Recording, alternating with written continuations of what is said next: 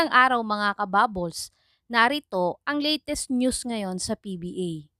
Barangay Ginebra star bigman Christian Standhardinger hindi maglalaro sa 2024 PBA All-Star. SMB inilagay na sa trading block si Vic Manuel at mga target ng SMB ni-reveal na. At Barangay Ginebra may bagong paparating na shooting bigman sa team.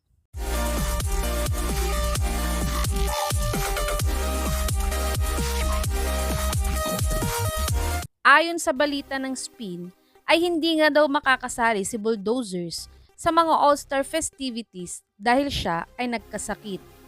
Siya nga ay kasama sa Team Japet ngayong All-Star. At siya din ang pangatlong player sa Team Japet na hindi makakapaglaro ngayong 2024 PBA All-Star. Ang ka-teammate niya nga sa Ginebra na si Scottie Thompson at ang Phoenix sharpshooter na si Tyler Tio nga ang mga hindi din makakapaglaro sa Team Japet dahil sa injury. Samantala, si RR Pugoy nga at Aris Dionisio ang mga ginawang replacement nila sa team.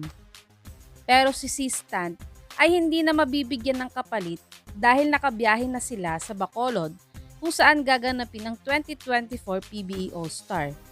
Kaya't sana ay gumaling na agad si Bulldozer upang makabalik siya agad sa paglalaro ng basketball. Dumako naman tayo sa balitang nasa trading block na nga si Vic Manuel at inireveal na ng SMB ang mga trade targets nila. Ayon sa reports na to, ay nilagay na nga daw ng SMB si Vic Manuel sa trading block. Dahil ilang conference na nga siyang hindi nakakapaglaro sa SMB dahil sa injury. At ayon sa sports analyst na si Sir Snow Badua ay sina Wami Chongson, Stephen Holt, Troy Rosario at si Jason Perkins ang mga tinatarget ng SMB ngayon. Kayo mga kababos, sino sa mga to ang magandang ipalit para kay Vic Manuel? I-comment nyo na po yan sa baba. Tumungo naman tayo sa paparating na shooting bigman ng Barangay Ginebra. Ayon sa source na to, ay ang comeback player nga ng Northport na si William Navarro ang tinatarget ng Ginebra ngayon dahil siya ay isang shooting bigman. Matatanda ang walang outside shooting o 3-point range ang Twin Towers ng Ginebra na si Aguilar at si Stan. Kaya't ito ang isa sa mga kulang nila sa team ngayon, ang bigman na may outside threat sa ibang teams.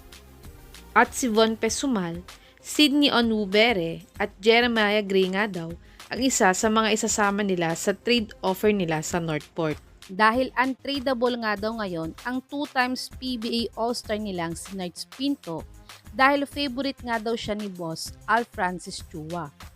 Sa tingin niyo mga kababos, magiging fit kaya sa sistema ni CTC si Navarro? I-comment nyo na po yan sa baba.